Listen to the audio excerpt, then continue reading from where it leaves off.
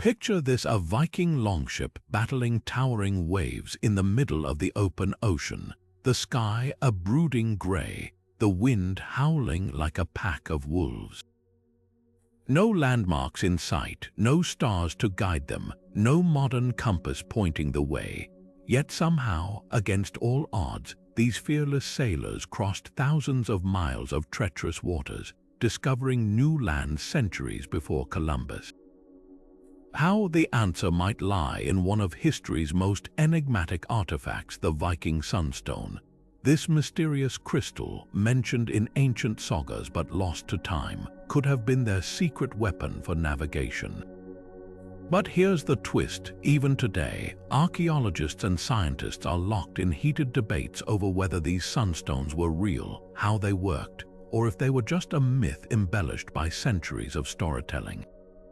Think about what that means. Imagine holding a tool so powerful it could pierce through storm clouds and reveal the sun's hidden position, guiding sailors when every other method failed. The Vikings didn't just rely on brute strength or luck. They may have harnessed the very light of the sky itself. But here's where it gets even more fascinating. Modern experiments suggest these sunstones could have been a form of primitive polarizing filter, using the physics of light to pinpoint the sun's location even on overcast days. If true, that would mean the Vikings had an understanding of optics and navigation far beyond what we ever gave them credit for. So why does this matter now? Because this isn't just a story about ancient sailors, it's a testament to human ingenuity, to the relentless curiosity that drives us to explore the unknown. The mystery of the Viking Sunstone forces us to question what else history might have overlooked, what other secrets lie buried in the fragments of the past. And that's exactly what we're going to uncover together. From the whispers of medieval sagas to cutting-edge lab experiments, we'll trace the clues, separate fact from legend, and ask the daring question: could modern science finally prove the existence of these legendary stones? Strap in, because this journey takes us from storm-tossed seas to the frontiers of archaeology, and the answers might just change how we see the Vikings forever. To understand why the Viking Sunstone remains such a tantalizing mystery, we need to step back into the heart of their world, the Viking Age, a time when these seafaring warriors and traders dominated the North Atlantic from the late 8th to the 11th century. Picture the map of their conquests, from the fjords of Norway to the shores of Newfoundland, from the rivers of Russia to the coasts of North Africa. This wasn't just raiding, it was an era of unprecedented exploration, fueled by ships that sliced through waves like knives and navigational skills that defied the limits of their time. But here's the catch: the Vikings sailed some of the most unforgiving waters on Earth. The North Atlantic was a beast of fog, storms, and skies so often choked with clouds that traditional celestial navigation relying on the sun or stars would have been useless for weeks on end. Imagine being in an open longship, cold spray stinging your face, with nothing but rolling gray in every direction. No horizon, no landmarks, no sun to cast shadows. One wrong guess and you'd vanish into the abyss. This wasn't just inconvenient, it was deadly. Entire crews could be lost to the sea's whims, swallowed by waves, or stranded in endless nothingness. That's what makes their success so baffling. Without compasses, a tool that wouldn't reach Europe until centuries later, how did they consistently find Greenland, Iceland, or even North America? The sagas mention tools like sundials and sun shadows, but these relied on clear skies. On overcast days, they'd be blind, unless, of course, they had something else, a way to cheat the weather, to pull direction from the clouds themselves. And that's where the sunstone theory ignites, a crystal that could reveal the sun's position through sheer physics, not sight. This wasn't just about convenience. It was survival. A single misjudgment could mean sailing in circles until supplies ran out or hitting icebergs hidden in the mist. The difference between discovering a new world and disappearing into legend might have hinged on holding the right tool. So when we ask whether the sunstone was real, we're not just solving a historical puzzle, we're uncovering how humanity first danced with the impossible and won. The first concrete clues about Viking sunstones emerge not from archaeological digs, but from the pages of ancient sagas, those vivid Norse narratives blending history, myth, and oral tradition. Among these, one story stands out, the 13th century Icelandic tale Rauðúlfs þáttr, where a king's advisor named Sigurd holds up a mysterious solarstein or solar stone during a snowstorm to determine the sun's position. The passage reads almost like a scene from a fantasy novel. Amid howling winds and blinding snow, Sigurd raises the crystal, rotates it until its light reveals an invisible reference point, and declares the sun's hidden location to stunned onlookers. But here's where historians hit a snag. Sagas weren't meant to be technical manuals, they were dramatic retellings, often written centuries after the events they describe. Was this a poetic exaggeration or a genuine account of Viking-era tech? Scholars are split. Some argue the sunstone was purely symbolic, a narrative device to showcase Sigurd's wisdom. Others point to the saga's startlingly precise detail. The stone wasn't just waved around, it was methodically tilted until light patterns aligned, suggesting a real, repeatable technique. What makes this debate so compelling is the context. The Rauðúlfs þáttr wasn't some obscure folktale. It was written during Iceland's literary golden age, when scribes meticulously recorded oral traditions before they vanished.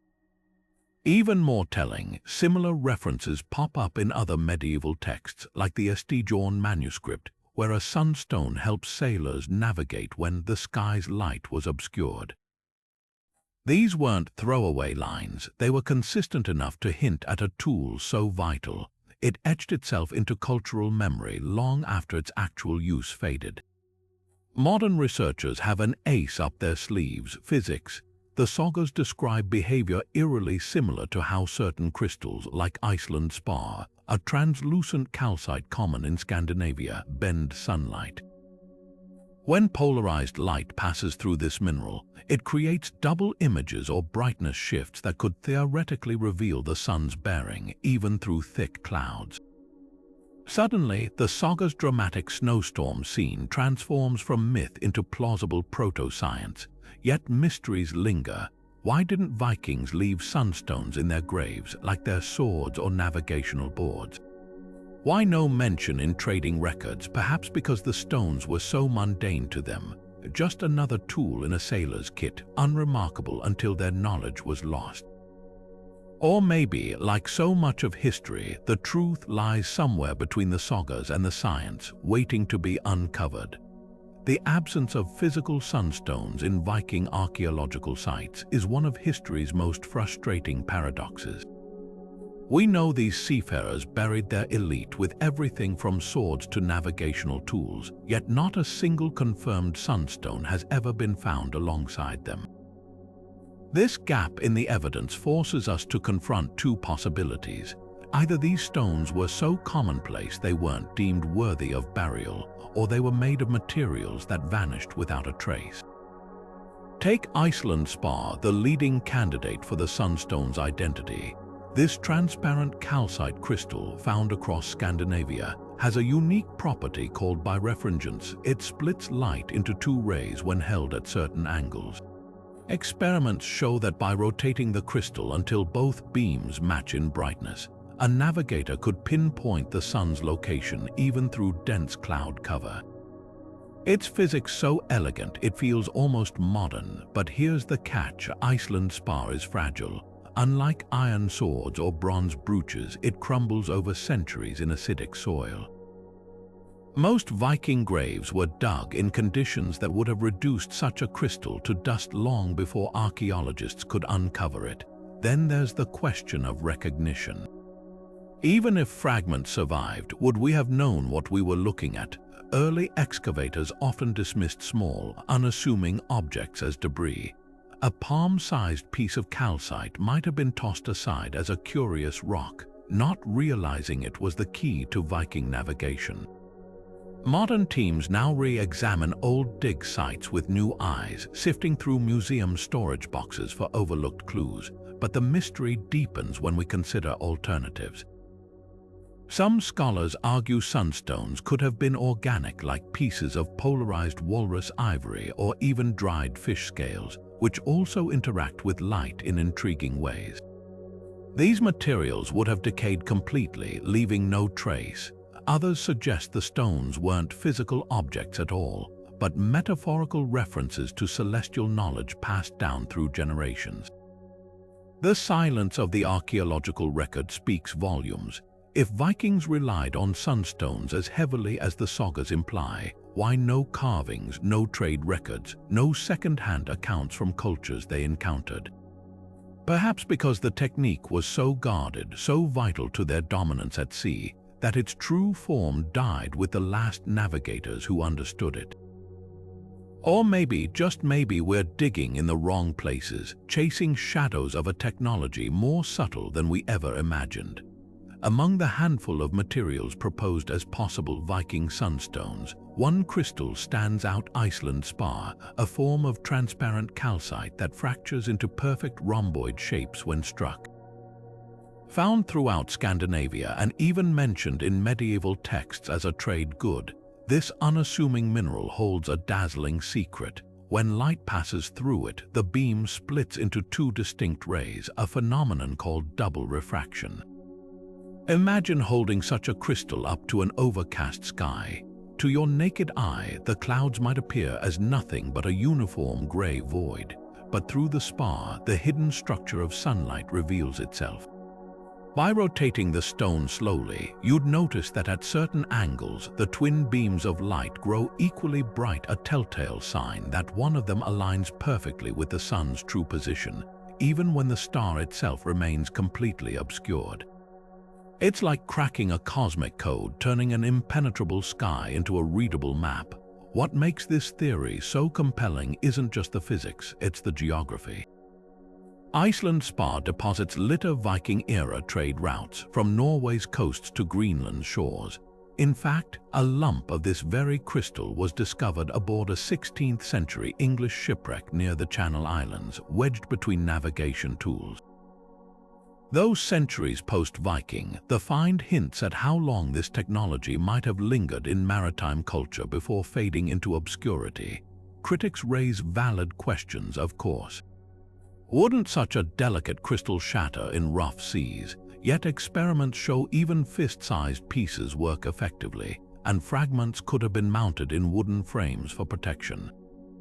Others ask why no Viking-era spar has been found with navigational artifacts, but consider this: we've only excavated a fraction of known Viking sites, and as we've seen, organic or fragile materials rarely survive acidic soil. The absence of evidence isn't always evidence of absence, especially when the sagas, the physics, and the archaeology all point in the same direction. Perhaps the most striking validation comes from modern sailors. In 2010, a team of Hungarian researchers crossed the North Atlantic using nothing but replicated Iceland Spar sunstones under deliberately overcast skies. Their results, a margin of error of just 1 degree comparable to early magnetic compasses. Suddenly, those legendary Viking voyages seem less like luck and more like the work of masters who turned sunlight itself into their guide. At the heart of Iceland Spar's magic lies a phenomenon that seems almost supernatural: double refraction. Hold this crystal up to any light source, and instead of seeing a single beam pass through, you'll witness something extraordinary. The light splits into two distinct rays, each traveling at slightly different angles. This isn't just a visual trick, it's a window into the hidden structure of sunlight itself. Here's how it works. Sunlight, though it appears uniform to our eyes, is made up of waves vibrating in countless directions. When these waves hit the spar's surface, the crystal's unique atomic structure forces them to separate into two polarized beams, one vibrating horizontally, the other vertically. As you rotate the spar, these beams shift in brightness relative to each other. The critical moment comes when both beams appear equally intense. That precise alignment reveals the sun's azimuth, its compass direction relative to the observer, even when the sun is completely hidden behind clouds or lingering below the horizon at twilight. Think of it like tuning a radio to a faint station. At first, all you hear is static, the visual equivalent of a gray, overcast sky. But as you adjust the dial, the signal suddenly clarifies. The Spar works the same way. By turning it slowly, you're filtering out the noise of scattered light until only the sun's true position shines through.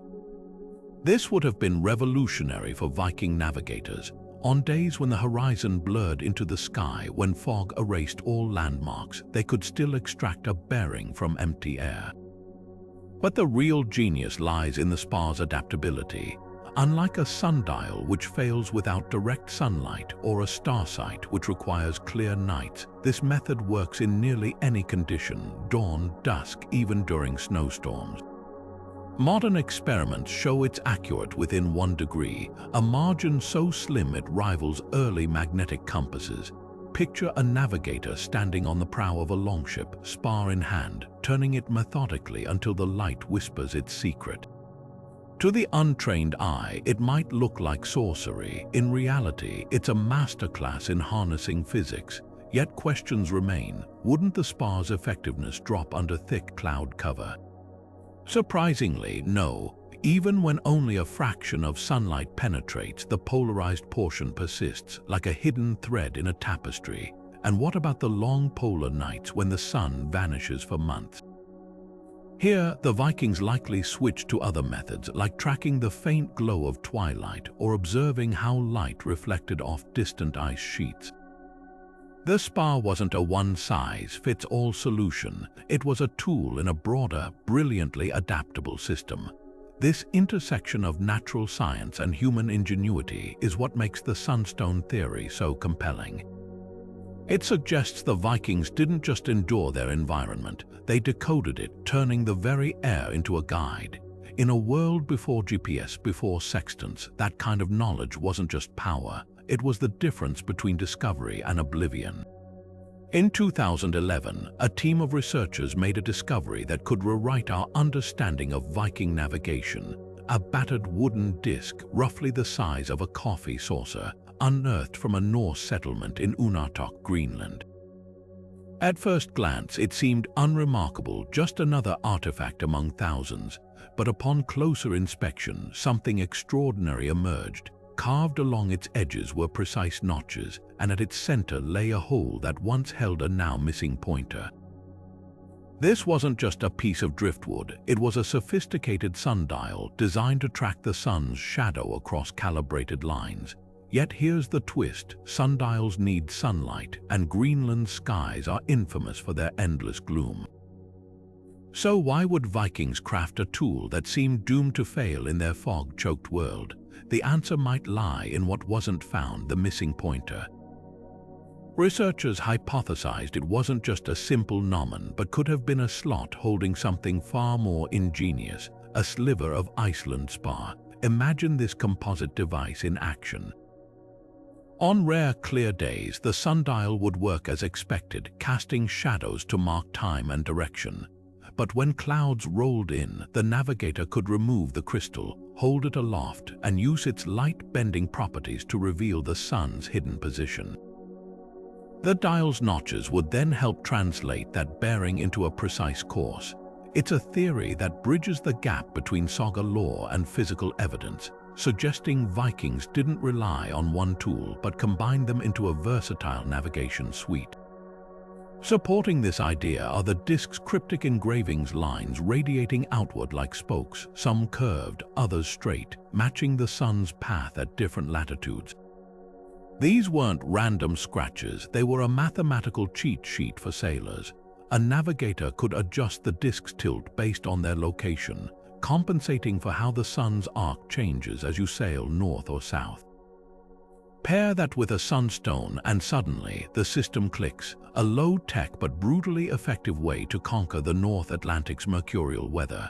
Critics argue the Rauðúlfs disc could have been a simple timekeeper or even a decorative object. But the clinching detail, the settlement where it was found sits along a key Viking shipping lane, a place where precise navigation would have meant the difference between safe harbor and disaster. Combine that with the fact that Iceland spar deposits exist nearby and the pieces start to align. This wasn't just a tool, it was a masterstroke of adaptation, merging celestial mechanics with optical physics centuries before the Renaissance. What's haunting is how close we came to missing this revelation. The disc spent decades in storage before someone thought to examine it under modern light.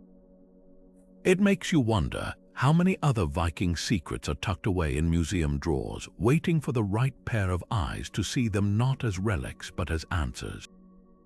The year 2013 marked a turning point in the sunstone debate, when a team of French physicists put Iceland spar to the test under rigorously controlled conditions.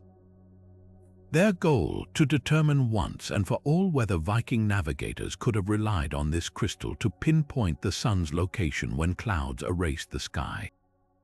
The results weren't just convincing, they were startling. Using nothing but a piece of Iceland spar and a simple wooden frame, the team achieved 99% accuracy in locating the sun's position, even when thick cloud cover made it invisible to the naked eye.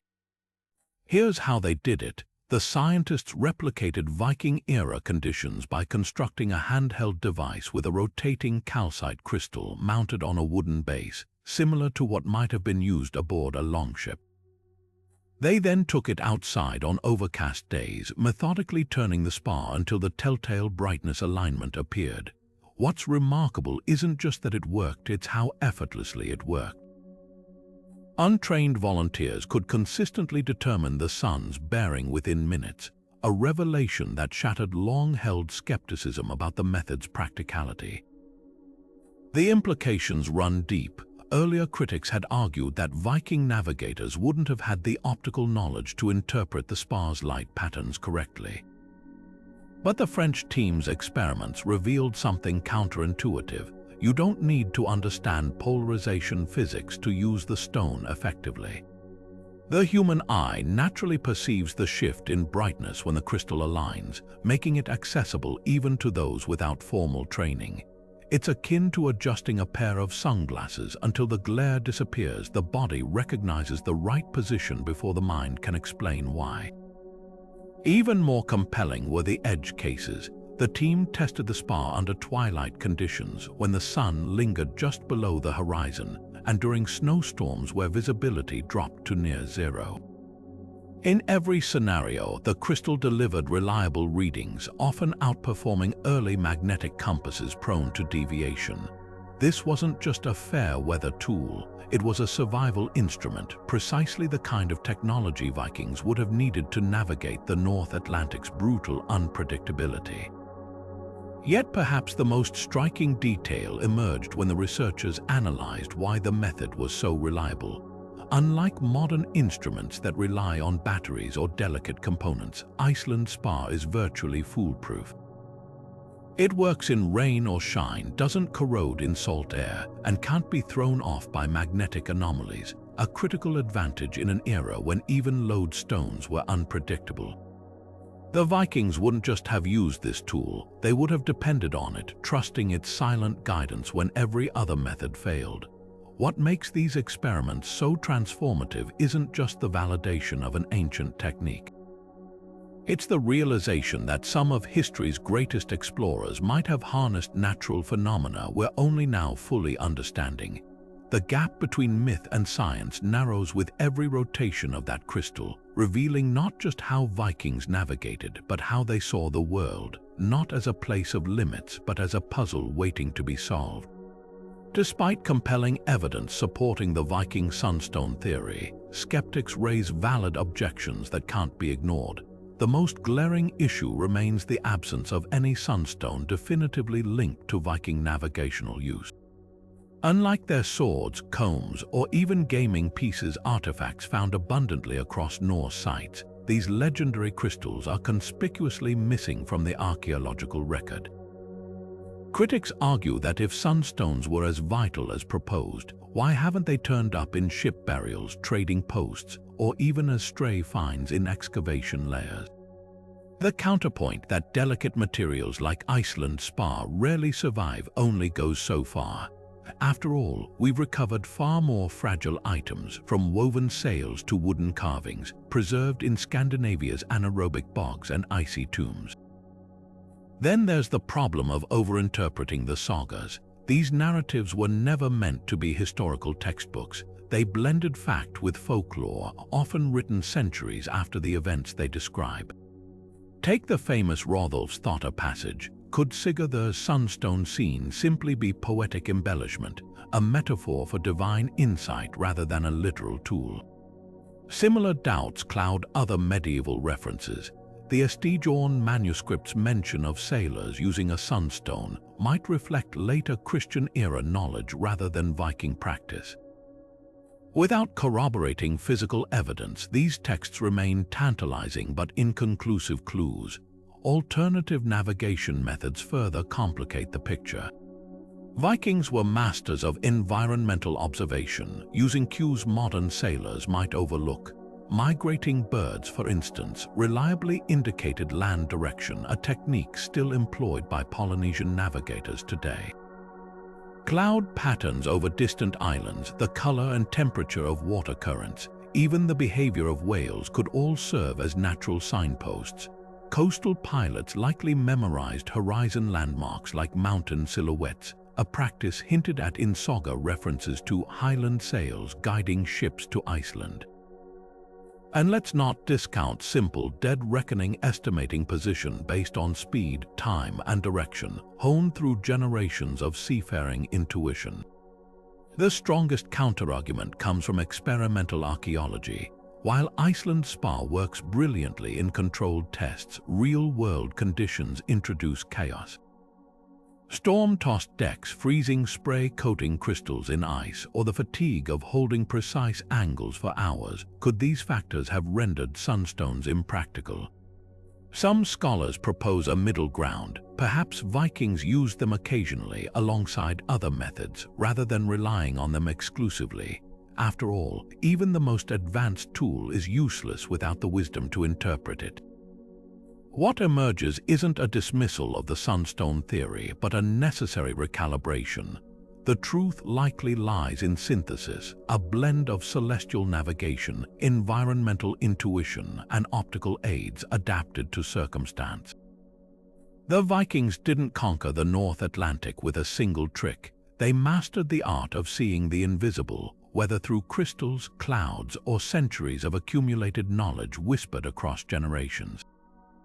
That adaptability, more than any tool, may have been their greatest secret. While Iceland spar remains the leading candidate for the Viking Sunstone, it wasn't the only crystal nature provided that could have unlocked the secrets of polarized light. Two other minerals, cordierite and tourmaline, have sparked debate among researchers, each with unique properties that make them intriguing, if less probable, contenders. These stones challenge us to widen our lens, to consider whether Vikings might have used whatever light-bending materials their lands offered, adapting their methods to the tools at hand. Take cordierite, often called the Vikings' compass in modern literature. Found in Scandinavia's geology, this bluish-gray crystal shares a key trait with Iceland spar: it polarizes light. When rotated against the sky, cordierite exhibits a phenomenon called dichroism, shifting from pale yellow to deep indigo depending on the angle of polarized light passing through it. In theory, a navigator could turn the stone until the color change revealed the sun's hidden position. There's even a compelling historical footnote. Finnish folklore mentions sailors using a kelvala stone, believed to be cordierite, to navigate foggy Baltic waters centuries after the Viking Age. But cordierite has limitations. Unlike Iceland spar's crisp double refraction, its color shifts are subtler, requiring sharper light contrasts to interpret accurately. On uniformly overcast days, the effect might fade into ambiguity. Worse, its hues can blend with the gray of storm clouds, turning navigation into a guessing game. While functional, cordierite lacks the reliability that made Iceland Spar so transformative in experiments a trade-off Vikings, with their life-or-death precision, might have rejected. Then there's tourmaline, a darker horse in the sunstone debate. Certain varieties of this striated crystal also polarize light, though in a more fragmented way. Its absorption properties change along different axes, meaning a careful observer could theoretically detect shifts in brightness when rotating it. But here's the catch: tourmaline's polarization is uneven and often weak, demanding near-perfect conditions to function as a navigational aid. Add to that its relative scarcity in Viking-era trade networks, and the case weakens further. Unlike Iceland Spar, which littered Norse shipping routes as both a trade item and natural deposit, tourmaline would have been an exotic rarity, hardly the practical, widely accessible tool the sagas imply. What these alternatives reveal is a hierarchy of plausibility. Iceland Spar's precision and abundance make it the standout candidate, but cordierite and tourmaline remind us that innovation rarely follows a single path. Vikings, pragmatic as they were, might have experimented with multiple materials, favoring whatever worked best in the moment. A ship blown off course might resort to a cordierite pebble found ashore, while a seasoned navigator, his spar carefully wrapped in sealskin, could afford uncompromising accuracy. Yet the broader lesson lies beyond mineralogy. The very existence of these debates underscores how Vikings viewed their world, not as a place of fixed rules, but as a dynamic puzzle where light, stone, and human ingenuity intersected. Whether through Spar's double images or cordierite's shifting hues, they sought patterns in the chaos, turning nature's whispers into a language of survival. That adaptability, more than any single crystal, may have been their true sunstone. When we compare Viking Sunstones to the magnetic compasses that later revolutionized navigation, the differences reveal more than just technological progress. They highlight how cultures adapt tools to their unique challenges. Compasses, introduced to Europe in the 12th century, transformed seafaring by relying on Earth's magnetic field to point north. But here's the catch: Vikings sailed some of the most magnetically erratic waters on the planet. The North Atlantic, especially near Greenland and Iceland, sits close to the magnetic North Pole, where compass needles behave unpredictably, swinging wildly or even pointing straight down. For medieval sailors armed with early compasses, this region was a navigational nightmare. Yet Vikings traversed these very waters with astonishing precision centuries before compasses became widespread.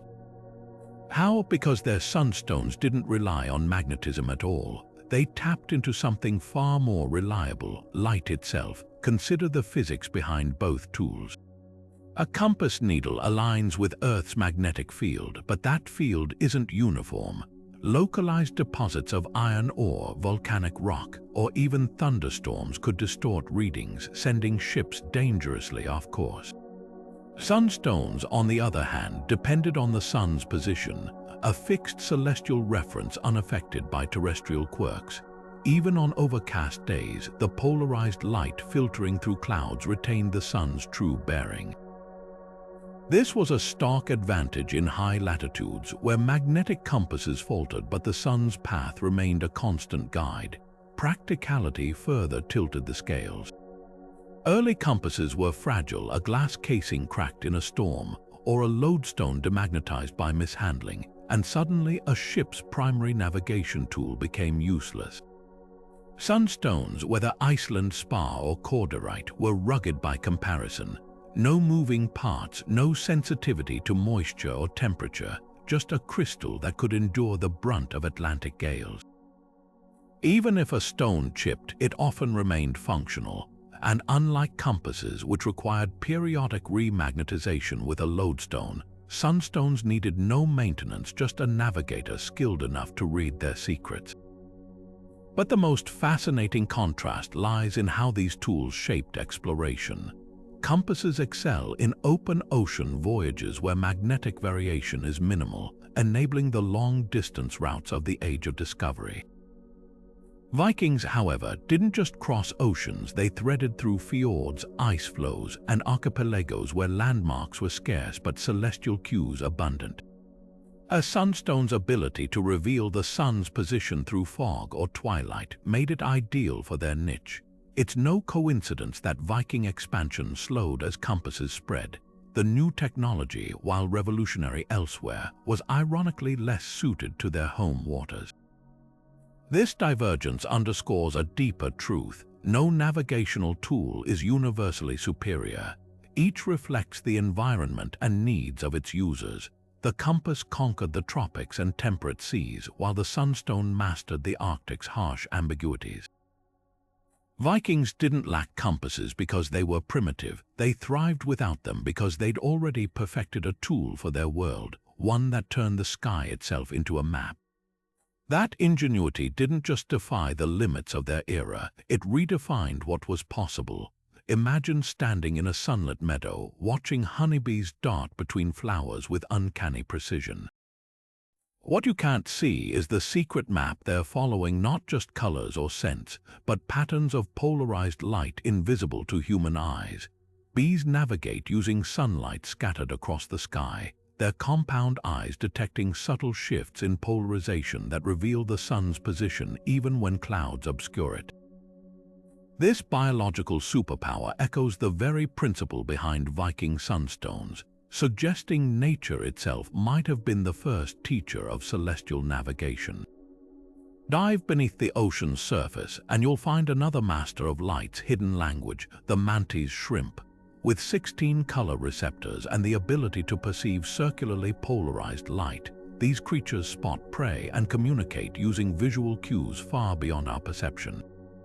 Even humble cephalopods like cuttlefish change their skin patterns by reading polarized reflections in water, turning their bodies into living camouflage. These examples hint at a broader truth. Polarized light isn't just a navigational tool but a universal sensory language, one the Vikings may have learned to interpret through patient observation of their environment. Consider the Scandinavian landscape these seafarers called home. In summer months when the midnight sun never sets, and in winter when twilight lingers for hours, the sky becomes a theater of shifting light phenomena. Sundogs, vivid patches of polarized light that flank the sun, were well documented in Norse mythology as omens. Could early navigators have noticed these radiant markers held clues to the sun's true position? Observations of migrating birds might have offered further inspiration. Species like the Arctic tern, which flies from pole to pole, are now known to navigate using polarized light patterns in the atmosphere, a behavior Vikings could have witnessed without understanding the physics behind it. The connection grows stronger when we examine indigenous navigation traditions from other extreme environments. Polynesian wayfinders, for instance, read wave patterns and bioluminescence to traverse thousands of ocean miles without instruments. Like the Vikings, they turned environmental cues into a sophisticated mental map. What sets Norse navigation apart is the potential leap from biological observation to mineral tool. The moment someone picked up a crystal and realized its light-bending properties could replicate nature's hidden compass. This interplay between observation and innovation reshapes how we view Viking achievements. Their sunstones weren't just tools. They were the product of generations watching bees return to hives under cloudy skies, noting how seals orient themselves during fog, or tracking the consistency of bird migration paths. When physics confirms that a simple crystal can unlock the same secrets animals have used for millennia, it's hard to dismiss as coincidence. The Vikings didn't need textbooks to understand polarized light. They had teachers in every bee's flight, every shifting glow on the waves, written across the very skies they sailed beneath. In Norse mythology, the sun wasn't just a celestial body, it was Sol, a goddess fleeing across the sky in her chariot, pursued by the Rauðúlfs girl. Every sunrise and sunset marked her desperate escape, a cycle of survival woven into Viking cosmology. It's no coincidence, then, that the Sunstone's alleged ability to reveal the sun's hidden path feels less like a tool and more like a divine gift, a fragment of Sol's power harnessed by mortal hands. This connection between myth and material world runs deep.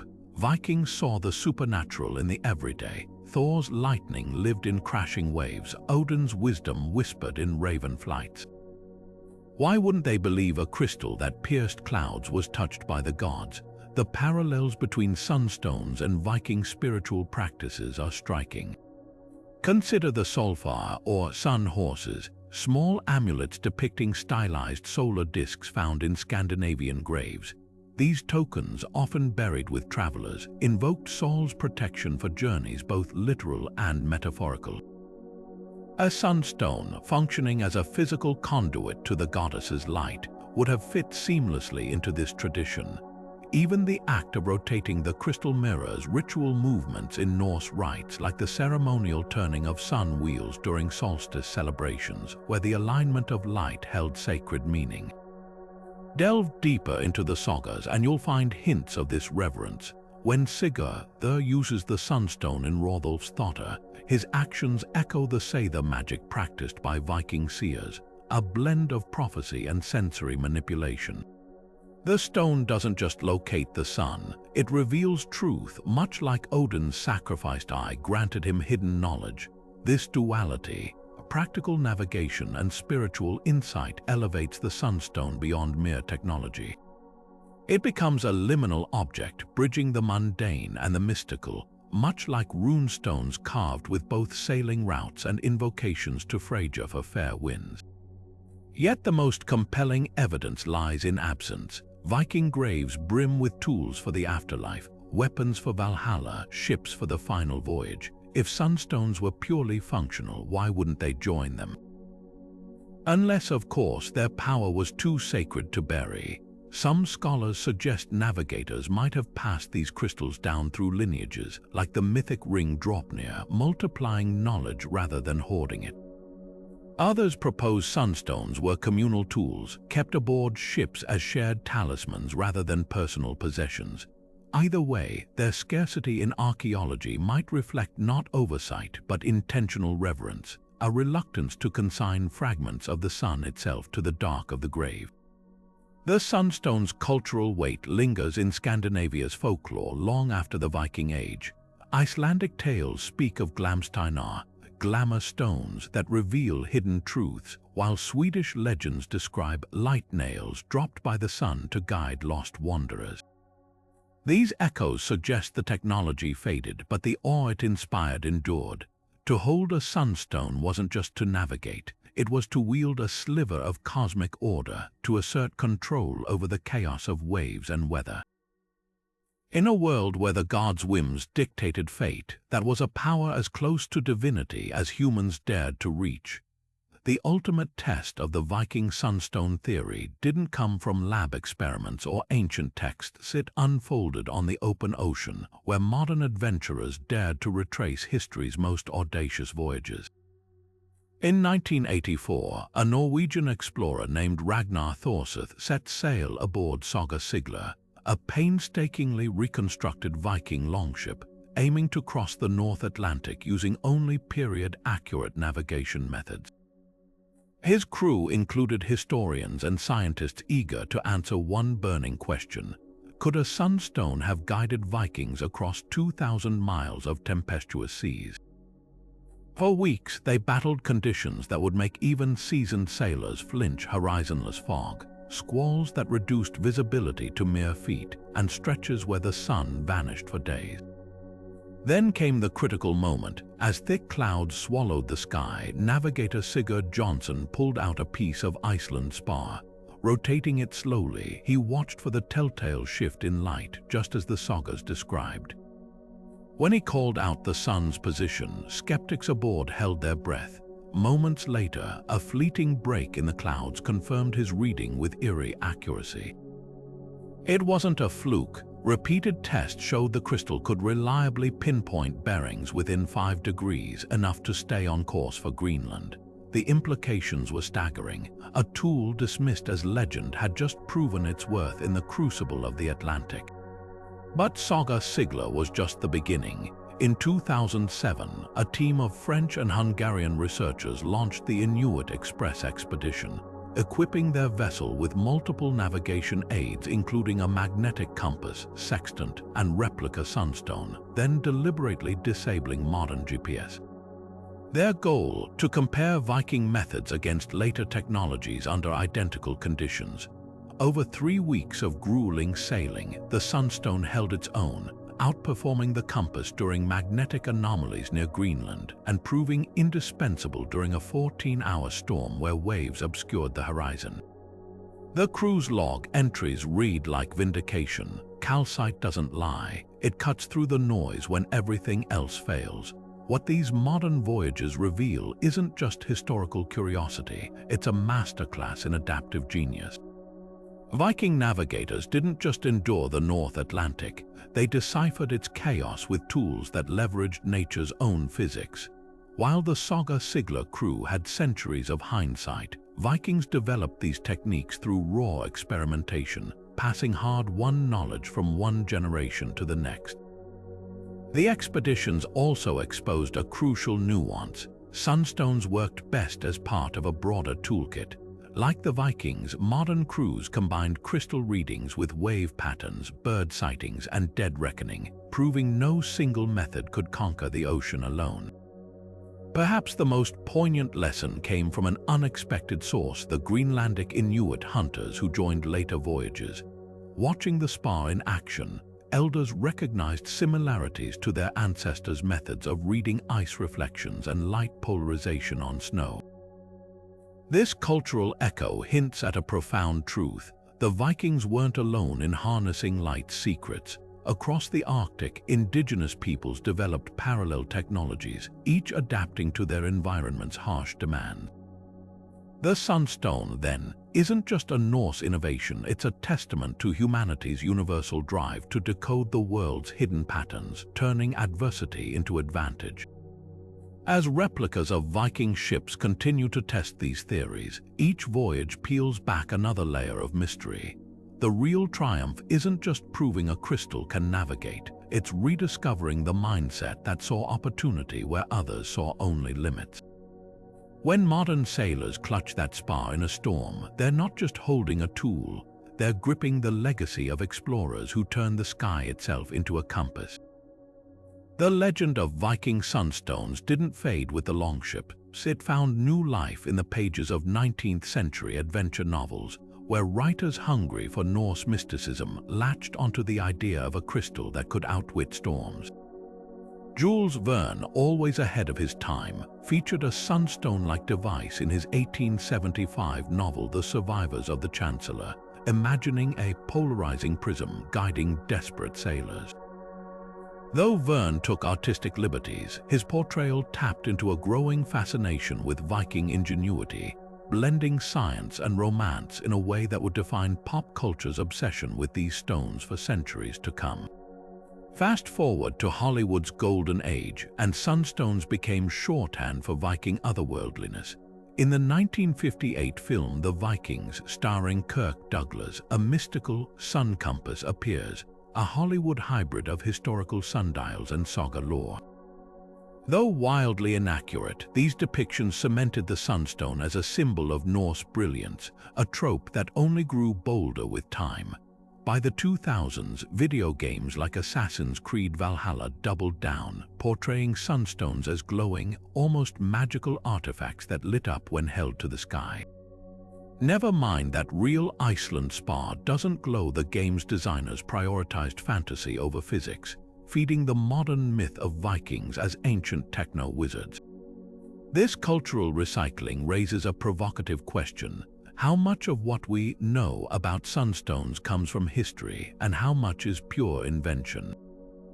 Take the popular Vikings TV series, where Ragnar Lothbrok's crew uses a sunstone in a dramatic storm scene.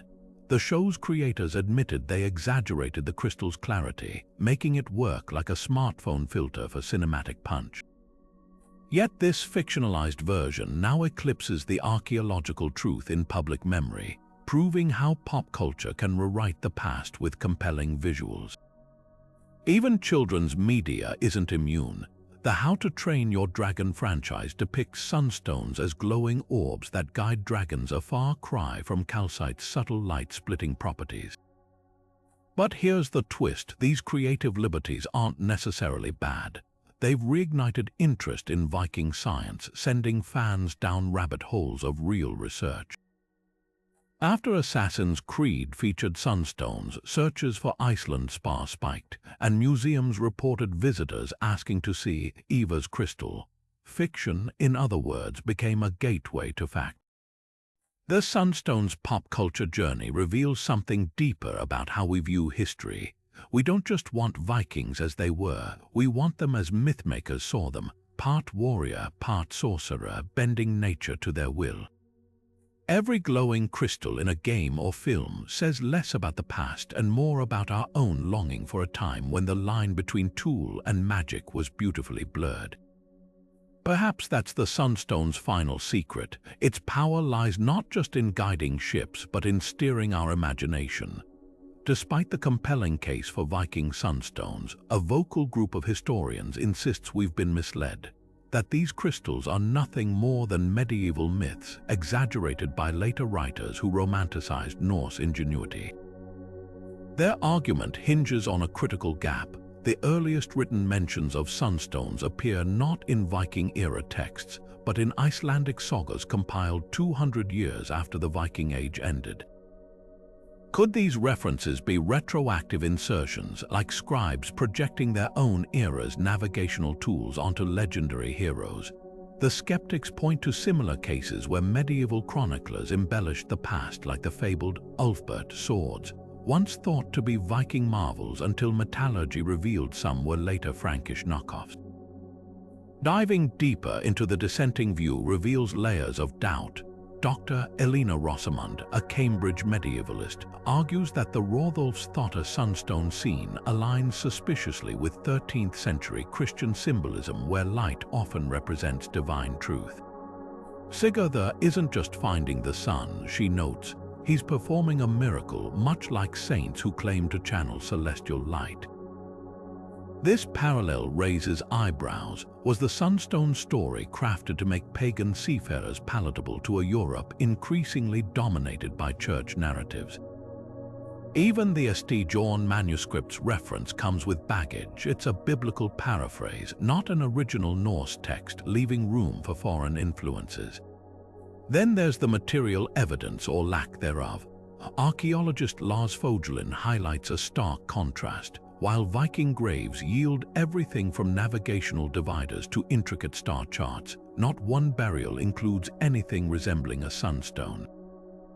We've found amber talismans, quartz pebbles, even a whalebone compass case, he admits, but crystals explicitly tied to navigation, silence. Critics suggest that if sunstones were essential, they'd appear in Viking trade records, like the meticulous logs of the brigand merchants in Norway.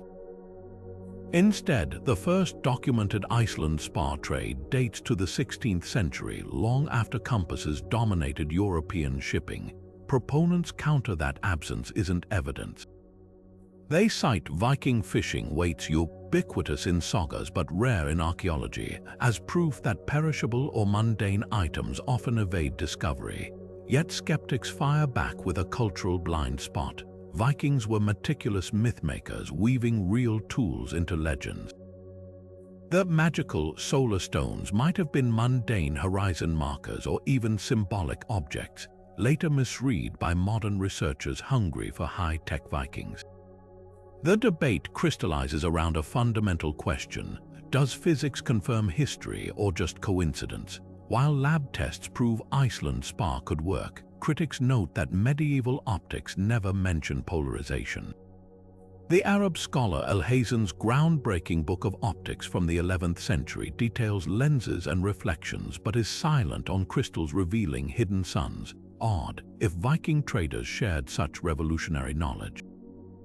This silence fuels theories that sunstones were a later medieval innovation. perhaps developed in monastic scriptoria where scholars fused classical optics with seafaring lore. What's undeniable is how the Sunstones' reputation snowballed in hindsight. By the Renaissance, Norse sagas were European bestsellers, and navigators now armed with compasses retroactively credited Vikings with mystical predecessors. It's a pattern seen with Greek fire or Damascus steel, later eras idolizing past secrets they couldn't replicate. The Sunstones' leap from possible tool to legend might say less about Vikings and more about us, our longing to believe the past held brilliance we've since forgotten. Yet even the skeptics concede a kernel of truth. Whether 13th century fiction or faded memory, the Sunstone myth endures because it feels plausible. Vikings did conquer impossible waters with tools we're still unraveling. That ambiguity is the real artifact here, not a crystal, but the human instinct to bridge the gap between what we know, what we guess, and what we desperately want to be true. The Vikings weren't the only ancient mariners who cracked the code of nature to conquer the unknown. Half a world away, Polynesian wayfinders mastered the art of reading the ocean itself, interpreting subtle shifts in wave patterns, bird flights, and even the taste of the wind to navigate thousands of miles between tiny Pacific islands.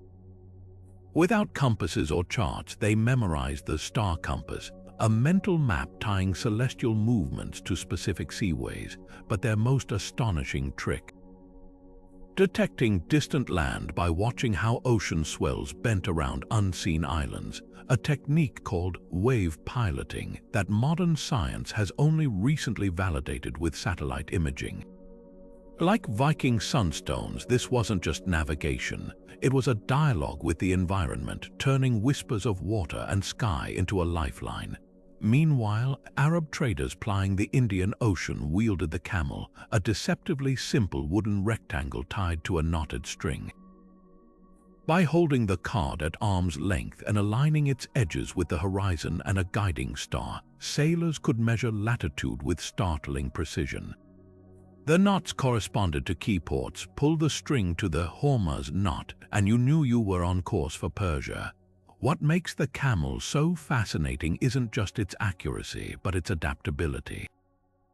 Unlike rigid instruments, it could be resized for different star heights or even improvised from a palm frond in a pinch. Sound familiar? It's the same pragmatic spirit that might have led Vikings to grab whatever light-bending crystal was at hand rather than waiting for the perfect tool. Then there's China's legendary south-pointing chariot, a mechanical marvel from the 3rd century that used differential gears to keep a figure's arm perpetually aimed south, no magnetism required. Though likely more ceremonial than practical, its underlying principle mirrors Viking ingenuity. Both cultures sought ways to tame nature's chaos through mechanics and observation. Even more intriguing are Song dynasty accounts of floating compasses suspended in water bowls, precursors to the dry compasses that would later reach Europe. Unlike Viking methods tied to sunlight, these tools worked day or night, rain or shine, but they shared a common goal: turning abstraction into direction. What unites these disparate traditions isn't just cleverness, but context. Polynesians sailed vast stretches of open ocean where landmarks vanished. Their methods prioritized fluid environmental cues. Arabs trading along predictable monsoons favored tools that balanced simplicity with replaceability. Vikings, battling the North Atlantic's fury, needed something that cheated the clouds. Each culture's solutions were shaped by their unique challenges, proof that navigation isn't a single technology, but a language spoken in countless dialects. Yet the contrasts are just as revealing. While Polynesian knowledge was oral, passed down through chants and apprenticeships, Viking and Arab techniques left traces in texts and artifacts. Chinese innovations, meanwhile, sprang from centralized empires with royal workshops, whereas Viking Sunstones might have been grassroots discoveries honed through trial and error. This spectrum of preservation, from the camel's tangible simplicity to the vanishing act of wave piloting, forces us to ask, how much ancient genius has been lost simply because it left no stone unturned? The real lesson here isn't about who did it first or best. It's about the dazzling diversity of human problem solving. From calcite crystals to knotted strings, our ancestors turned the world's chaos into order using whatever their environment offered. The next time you glance at a GPS, remember, it's not the end point of navigation's story, but the latest chapter in an epic that began with sailors staring into storms and seeing not obstacles but clues waiting to be read. The Arctic twilight presents one of navigation's greatest challenges, a world neither fully day nor night, where the sun lingers below the horizon for weeks, casting just enough light to erase stars but not enough to reveal direction. For Vikings sailing these mercurial waters, traditional methods would have faltered. Sundials lay useless without shadows, star compasses blinked out in the eerie glow. Yet this was precisely when sunstones could have shone brightest, harnessing the last whispers of polarized light that lingered long after the sun itself had vanished.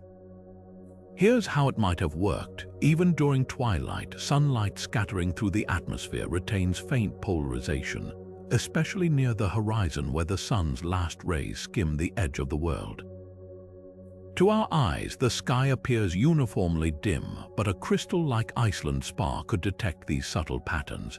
By rotating the stone slowly, a navigator might notice a telltale shift in brightness, a ghostly echo of the sun's position, still whispering its bearing even in the gloom. Modern experiments confirm this. During Arctic twilight, polarized light forms a weak but detectable band aligned with the sun's hidden path, like a compass needle etched into the sky itself. The real test came during the long polar winters when the sun disappeared entirely for months. Remarkably, even then, physics suggests sunstones could have offered clues. Moonlight-reflected sunlight also polarizes as it bounces through the atmosphere. While fainter than daylight, a skilled navigator might have used the moon's polarized glow to approximate direction, especially during bright winter phases when the moon hung low and full. And when clouds swallowed even the moon, Vikings could have turned to another phenomenon, the faint polarization of light reflecting off distant ice sheets. Ice acts like a natural polarizing filter, aligning scattered light into discernible patterns.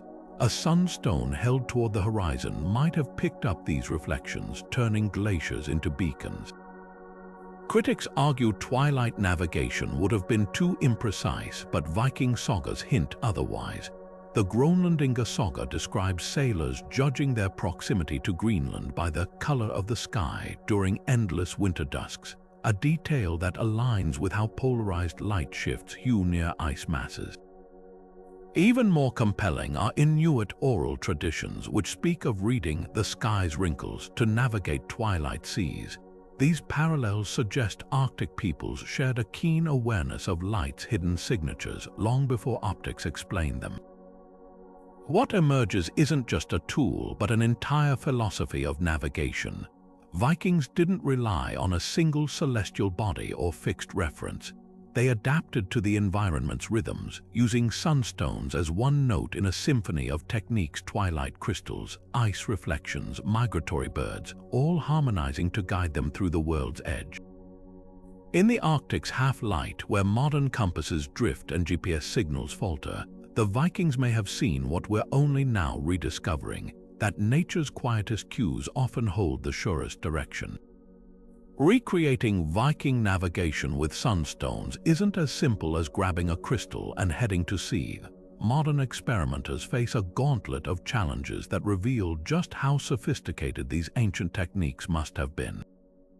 One major hurdle: not all Iceland's Spar is created equal. Natural variations in crystal clarity, internal fractures, and even slight mineral impurities can dramatically alter how effectively a stone polarizes light.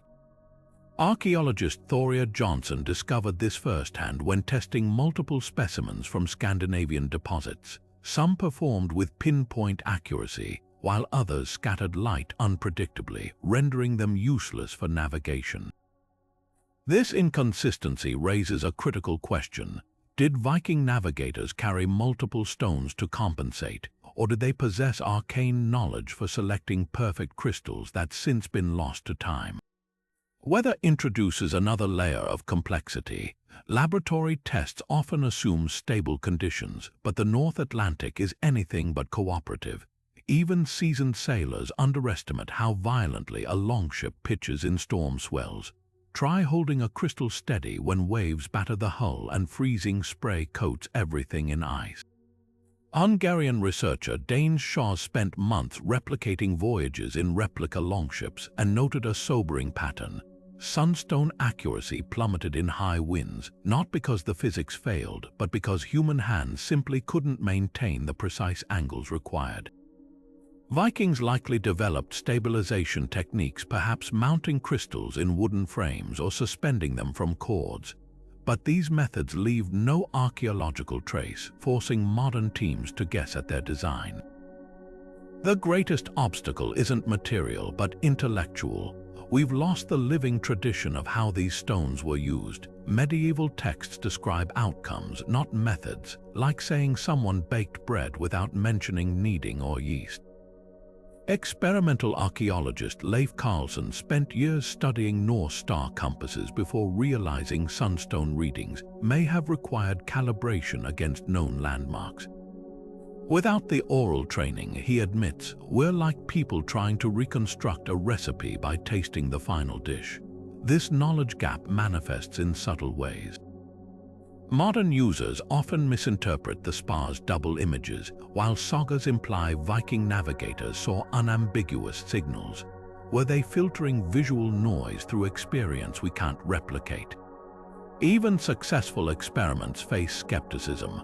When the British Team Longship project crossed the North Sea using sunstones in 2019, critics noted they had modern weather forecasts avoiding worst-case conditions. Viking navigators had no such luxury. They sailed into storms deliberately, trusting their tools when failure meant death. This distinction highlights the gap between controlled reenactment and true historical conditions. Perhaps the greatest lesson from experimental archaeology is humility. Every test, whether triumphant or flawed, reminds us that Viking navigation wasn't just about tools, but about a holistic understanding of sea and sky that we're still piecing together, one stormy voyage at a time. The Viking Age wasn't just a time of raids and conquests, it was an era of breathtaking exploration, with longships venturing farther into the unknown than any European ships had before. At the heart of this expansion lay a navigational puzzle. How did Vikings consistently reach remote, storm-battered islands like Iceland and Greenland, let alone the distant shores of North America?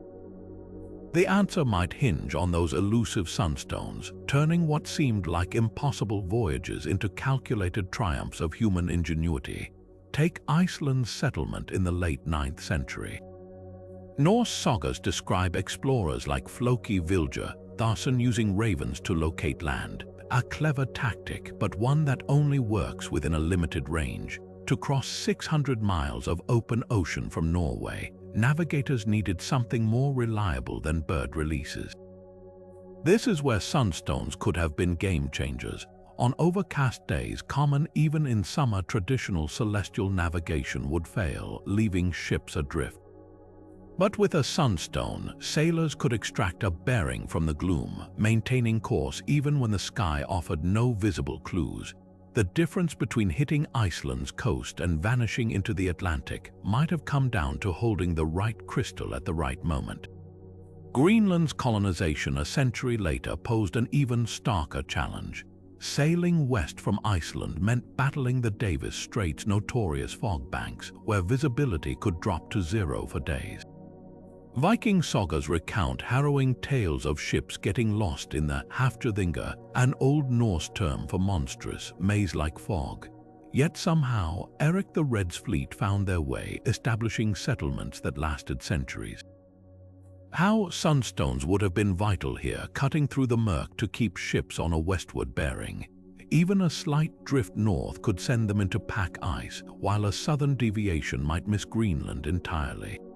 The precision required wasn't just impressive, it was survival.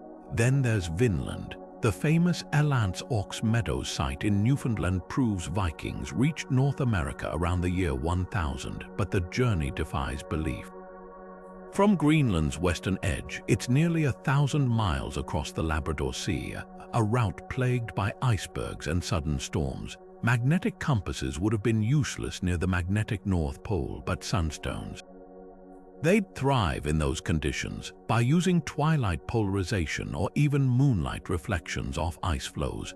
Navigators could have plotted a course along the 61st parallel, hitting Newfoundland's northern tip with eerie accuracy. What's often overlooked is how these voyages weren't one-off gambles but repeatable feats. Vikings didn't just stumble upon Vinland, they returned, even establishing short-lived settlements. That consistency points to systematic navigation tools and techniques refined over generations. Sunstones might have been part of a broader toolkit: drift ice signaling near land, migratory birds indicating direction, and even the subtle changes in ocean swell patterns that Polynesian navigators would later master. The brilliance wasn't in any single method, but in the ability to synthesize them, turning environmental whispers into a roadmap. Critics argue that Vikings could have coast-hopped, using landmarks rather than open-sea navigation. But the timelines in sagas suggest otherwise. The voyage from Norway to Iceland took just 7 days in favorable winds, far too quick for cautious coastal sailing. And Greenland, no coastline connected it to Europe. It was a leap across nothingness. Even Vinland's location, 500 miles farther than any previous settlement, hints at deliberate, confident wayfinding. The real proof lies in the logistics. Colonizing Greenland required not just reaching it, but sustaining supply lines across treacherous seas. Archaeological digs at Norse sites reveal imported iron, timber, and even luxury goods, evidence of regular transatlantic traffic. These weren't desperate exiles, they were planners who trusted their ability to cross oceans and return.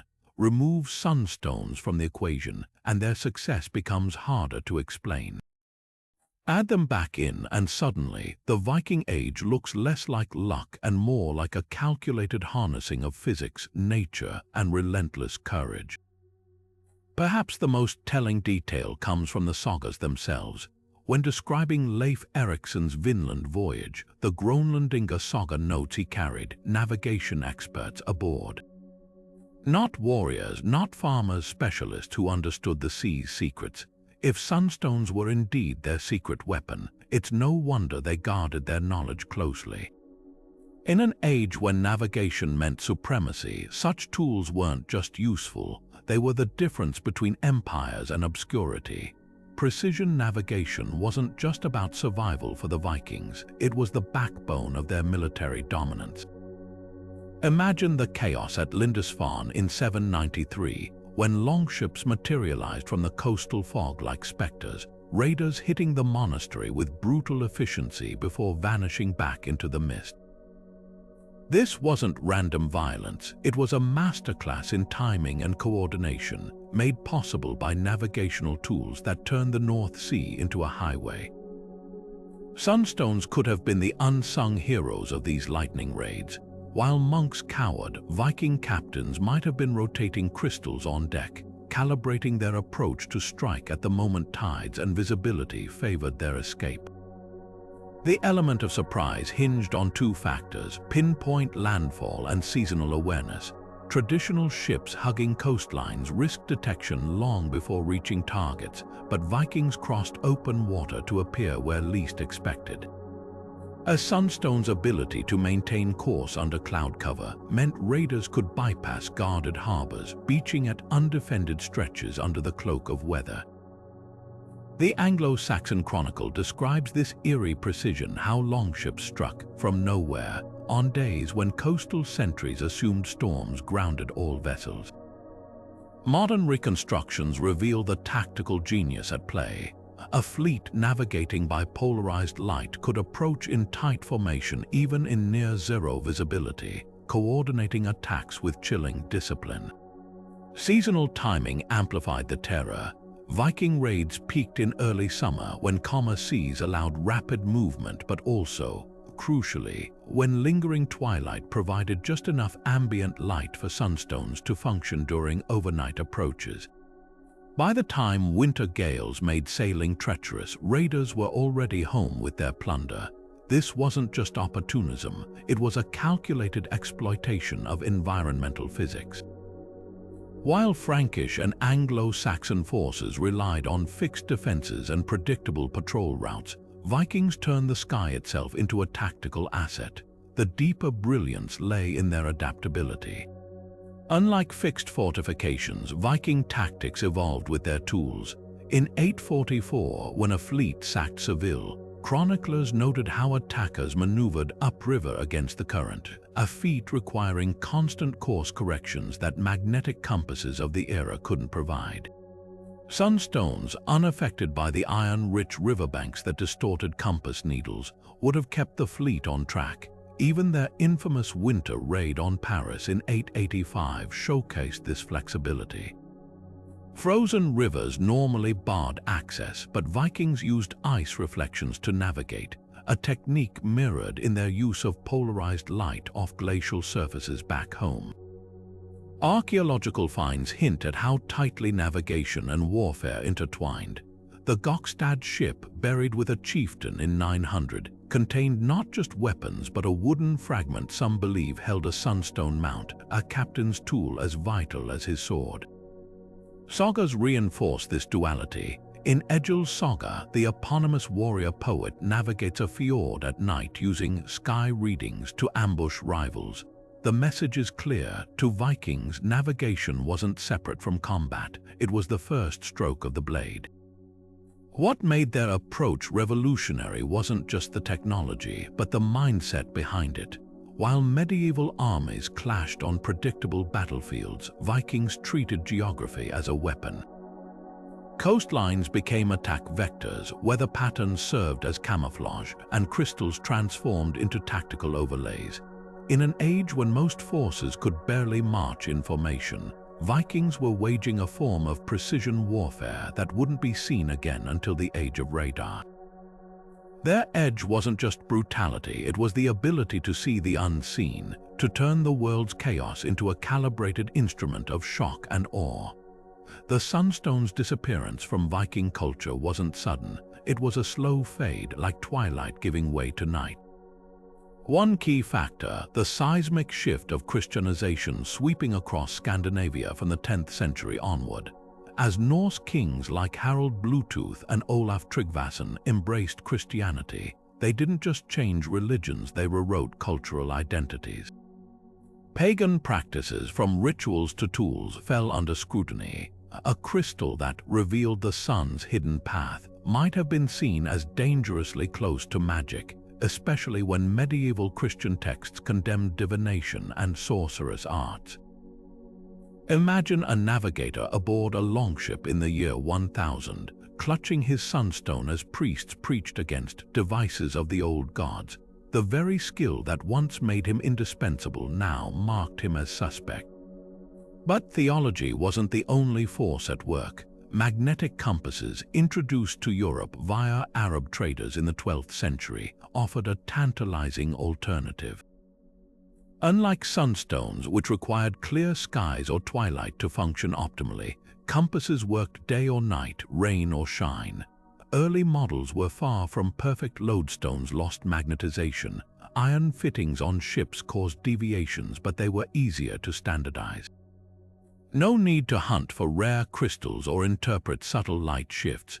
Just watch the needle point north. For sailors trading in bustling ports like Hedeby or Koppang, where speed and reliability meant profit, the compass's simplicity won out. Yet the transition wasn't purely about technology. Viking society itself was transforming. The raiding economy that demanded pinpoint navigation gave way to settled kingdoms with fixed trade routes. Younger generations, raised in towns rather than on longships, lacked the years of apprenticeship needed to master Sunstone's nuances. By the time the Hanseatic League dominated Baltic trade in the 13th century, Viking navigation had become legend, a skill whispered about but rarely practiced. The final nail in the coffin may have been climate. The Little Ice Age, beginning around 1300, brought thicker fogs and stormier seas to the North Atlantic.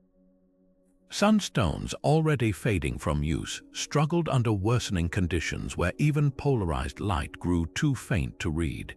Meanwhile, compass designs improved, with dry pivot needles and protective binnacles mitigating earlier flaws. What had once been a niche tool for elite navigators became obsolete, remembered only in sagas that blended history with myth. But here's the twist: sunstones didn't vanish completely. Icelandic fishermen were recorded using light stones to navigate fog banks as late as the 18th century, and Sami herders employed similar crystals to track the sun during Arctic winters. The technology didn't die. It retreated to the margins, kept alive by those who still lived by nature's rhythms.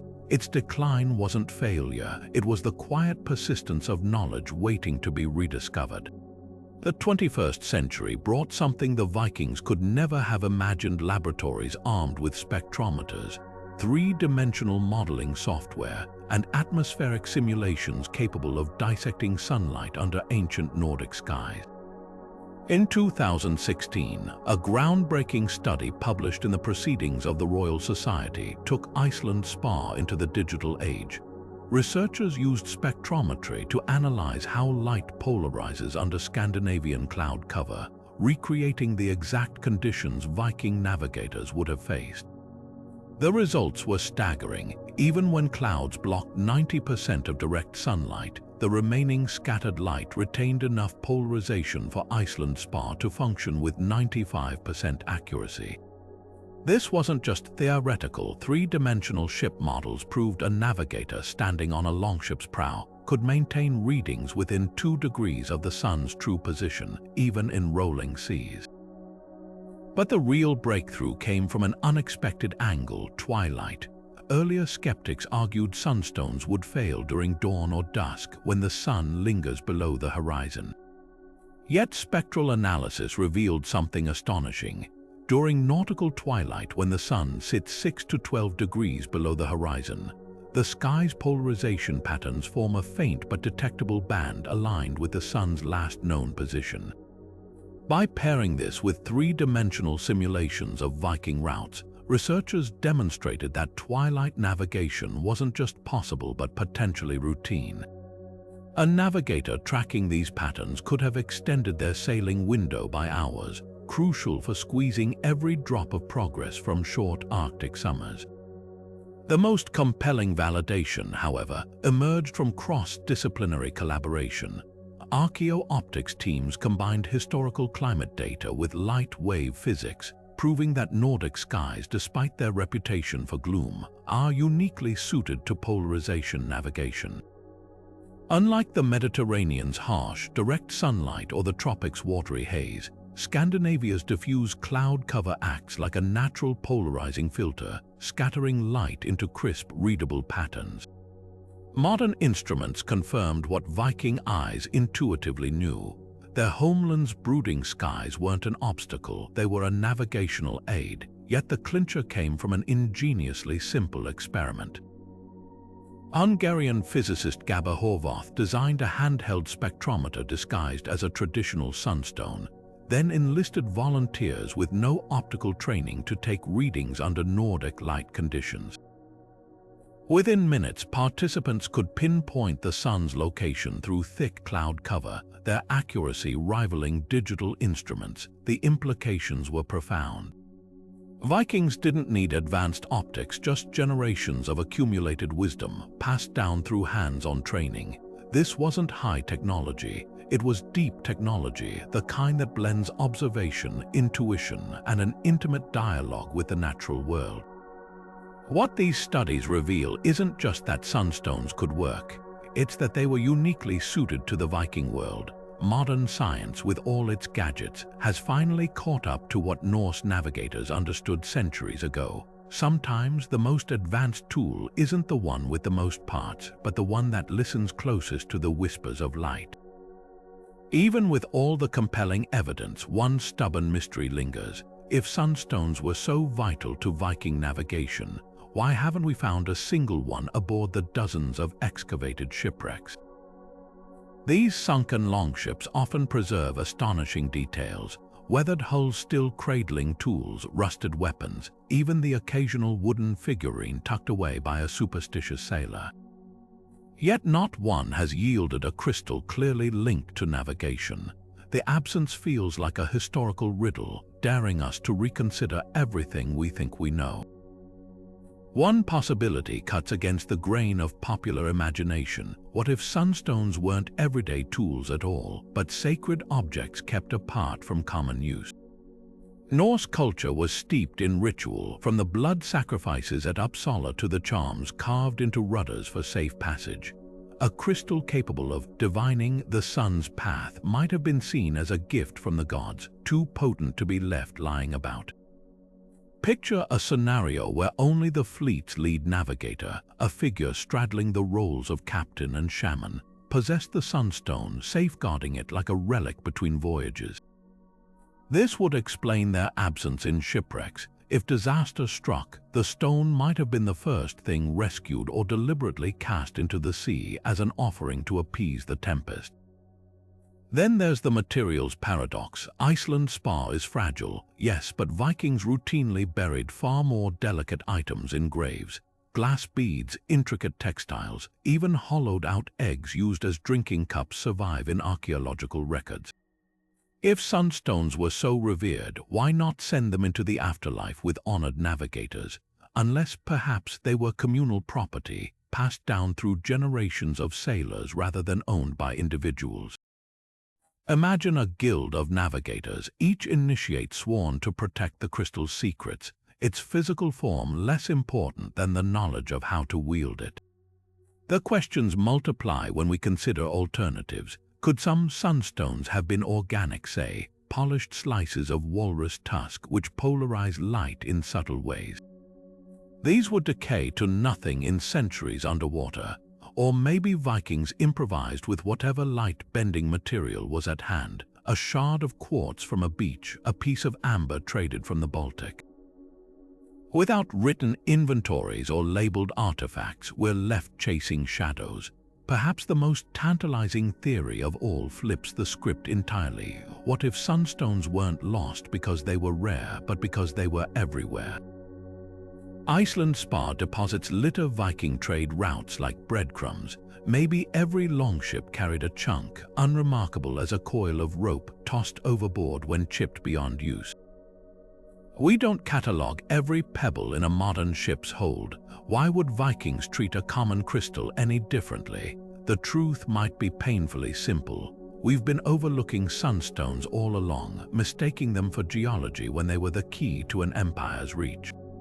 And so the mystery endures, a puzzle where every answer raises new questions. Whether hidden in plain sight or vanished by design, the sunstone's elusive nature only deepens its legend. Until some lucky diver spots a glint of calcite nestled in a longship's ribs, we're left to wonder, did we invent the myth to explain their brilliance, or did they invent the tool we're still struggling to comprehend? The debate over Viking sunstones hinges on a fascinating collision of evidence and ambiguity. On one side, Icelandic sagas describe navigators wielding crystals to pierce through storms, vivid accounts backed by physics experiments proving Iceland's spar can pinpoint the sun's location even in thick cloud cover. Modern sailors have replicated these feats, guiding ships across treacherous waters with nothing but a piece of calcite and centuries-old techniques. Archaeologists point to the Unartok disk, a wooden artifact with markings suggesting it paired with a crystal, while spectral analysis reveals Scandinavian skies uniquely amplify polarized light, creating ideal conditions for sunstone navigation. Even the Vikings' unmatched seafaring record, crossing thousands of miles to lands like Greenland and Newfoundland, seems inexplicable without some advanced directional tool. Yet skeptics strike back with equally compelling arguments. Not a single confirmed sunstone has been found in Viking graves or shipwrecks, despite discoveries of far more fragile artifacts. The sagas mentioning these crystals were written centuries after the Viking Age, leaving room for medieval embellishment. Alternative navigation methods, bird migrations, wave patterns, and star compasses could explain their voyages without invoking mysterious crystals.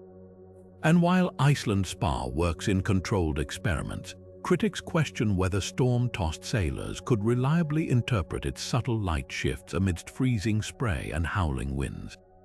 The truth likely lies somewhere between legend and laboratory. Even if sunstones weren't as widespread as romanticized, their underlying principle, harnessing polarized light, speaks to Viking adaptability.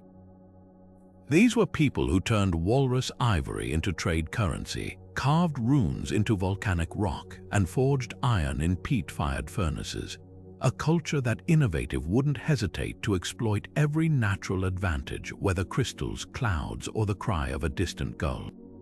So here's the twist: whether myth or reality, the sunstone legend reflects something deeper than archaeology can dig up.